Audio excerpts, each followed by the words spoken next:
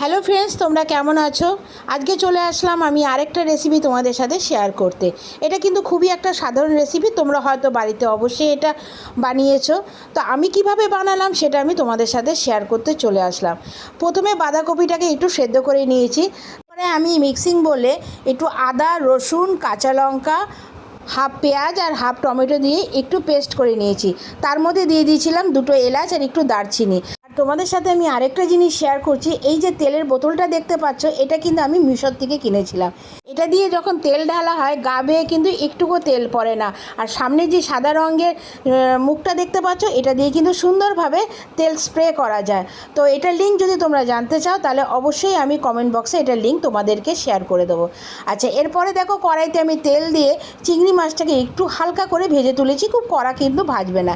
এবার ওই তেলের মধ্যেই আমি একটা আলুকে ছোটো ছোটো করে কেটে একটু ভেজে তুলে নেব। আবার কড়াইতে সামান্য তেল দিয়ে একটু জিরা ফোড়ন দিয়ে একটা বড় সাইজের পেঁয়াজ কুচিয়ে রেখেছিলাম, সেটা আমি তেলের মধ্যে দিয়ে একটু ভেজে নেব। পেঁয়াজগুলো দিয়ে দেবো আন্দাজ মতন নুন আর হলুদ, জিরে গুঁড়ো আর ধনে গুঁড়ো। খুব একটা মশলা কিন্তু আমি এটাতে অ্যাড করিনি। আর একটা বড় সাইজের টমেটো আমি এর মধ্যে কুচিয়ে দিয়ে দিয়েছি। এবার একটুখানি মশলাটাকে কষানো অবধি অপেক্ষা করতে হবে। এরপরে আমি দিয়ে দিয়েছি যে আদা রসুনের পেস্টটা বানিয়েছিলাম, সেখান থেকে আমি 2 চামচের মতো এর মধ্যে দিয়ে দিয়েছি। এবার এই সম্পূর্ণ মশলাটাকে বেশ খানিকক্ষণ কষিয়ে নেব, যতক্ষণ না এটা থেকে তেল ছেড়ে আসছে। যখন কষানো হয়ে যাবে তার মধ্যে দিয়ে দেবো প্রথমে ভেজে রাখা আলু, আর তারপরে দিয়ে দেবো সেদ্ধ করা বাঁধাকপিটা। রেসিপিটা ভালো লাগলে কিন্তু অবশ্যই একটু কমেন্টস করো। তোমরা অবশ্যই হয়তো এটা বাড়িতে বানিয়েছো, তবুও আমি তোমাদের সাথে এটা শেয়ার করতে চলে আসলাম।